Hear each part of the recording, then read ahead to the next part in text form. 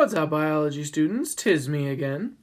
In today's video, we're going to talk about another really important class of organic molecule, the lipids. Like other organic molecules, lipids are large, complex molecules made largely of carbon atoms. Remember, carbon is the element of life. That's why we refer to ourselves as carbon-based life forms when speculating about what life on other planets might be like.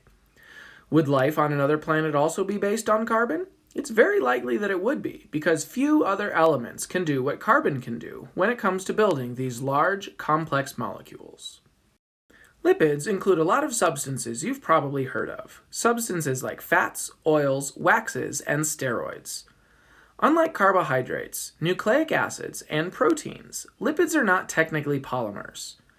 Polymers are made of repeating units called monomers, and these monomers are all chemically similar. Think of monomers like links in a chain, and think of the chain itself as being like a polymer. But lipids are not made of repeating units like that, although they are large, complex, organic, and of course absolutely necessary for life. Instead, many lipids are composed of a glycerol molecule attached to several long fatty acid chains. Chemically, glycerol is very different from the fatty acid chains it attaches to. These fatty acid chains are hydrophobic, meaning they do not mix with water, and this is one of the most important properties of lipid molecules. Because of this property, lipids make excellent waterproof coverings. In fact, a membrane made of a lipid bilayer surrounds each and every cell in our body. Lipids are also used to store long-term energy because they contain a huge number of carbon-to-carbon covalent bonds, which release a lot of energy when these molecules are metabolized. In one of our previous videos, we talked about how over-consuming carbohydrates can lead to weight gain because carbs that cannot be used relatively quickly are converted and stored as fat. That fat contains a lot of energy, but can build up and cause health problems if that energy goes unused. In times of shortage, or when extra energy is needed, our bodies can break this fat down and release the energy stored inside. Some animals, like humpback whales, use stored fat to keep themselves alive for months at a time without eating. And this is how animals like grizzly bears are able to hibernate for the entire winter without waking up to look for food. Let's take a closer look at the structure of some typical lipid molecules. As you can see, carbon atoms, symbolized here with the letter C, and here at each of these corners, make up a significant portion of each of these molecules. That's where the energy is stored in a lipid molecule, in those carbon-to-carbon covalent bonds. Take a look at this triglyceride, a type of lipid we often associate with fat, and which we find in things like cooking oil. This part here is glycerol, and glycerol is a polar molecule, which makes it water-soluble and hydrophilic.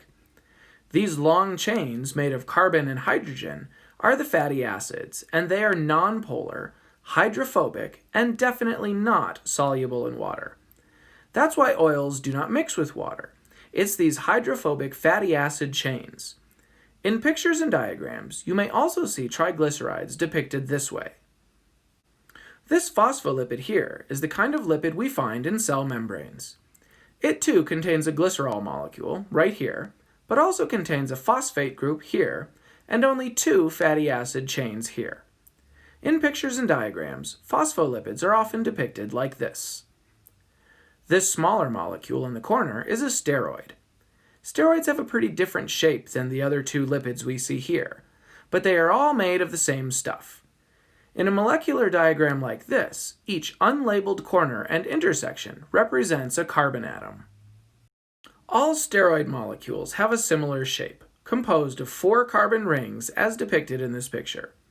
When you think of steroids, you probably think of the steroids that some infamous athletes have taken in an attempt to gain a competitive advantage. This is definitely a problem, and using steroids without consulting a doctor can be extremely dangerous. But steroids are found naturally in our bodies and do a number of really important jobs.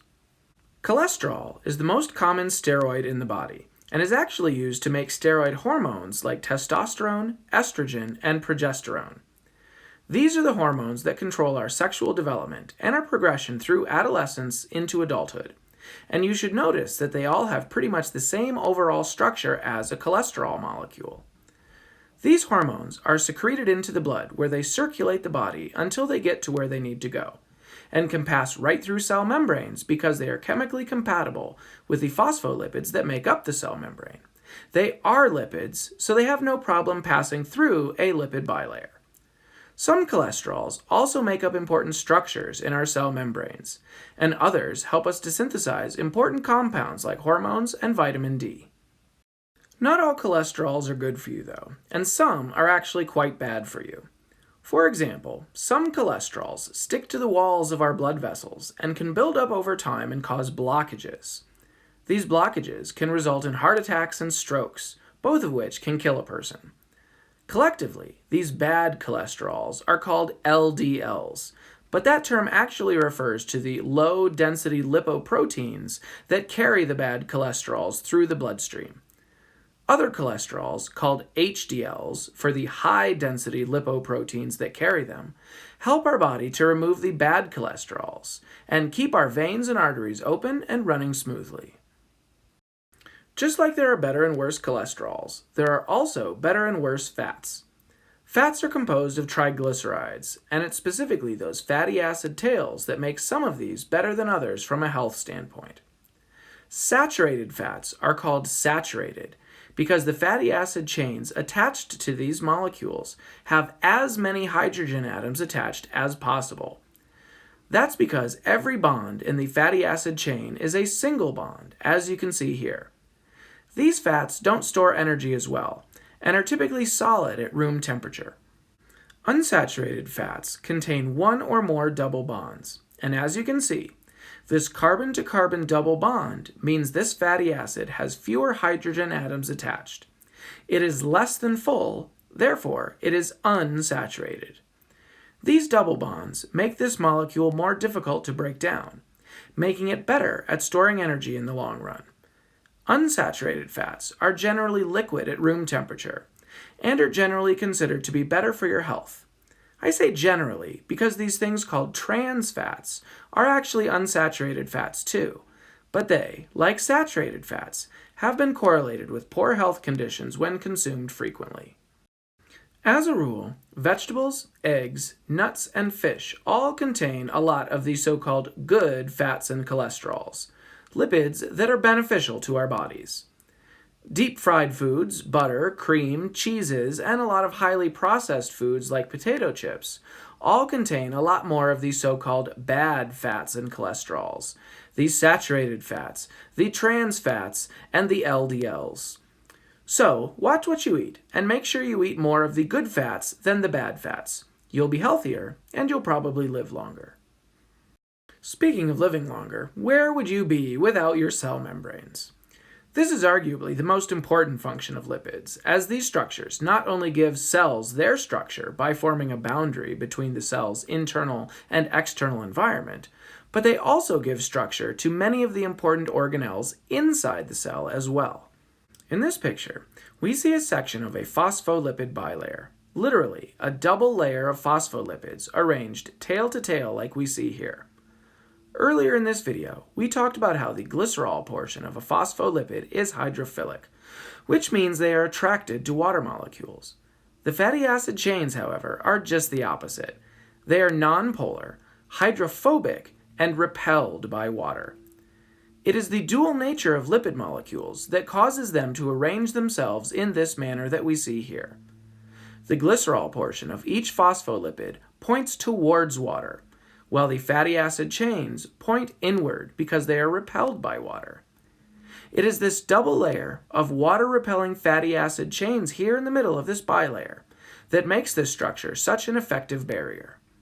In this picture, we see a more detailed illustration of a section of a cell membrane, the flexible, waterproof covering that surrounds every cell in our bodies. The glycerol heads of each lipid point either into the cell, because the cytoplasm that fills the cell is made mostly of water, or out of the cell, because the space between cells in our body is also filled with water.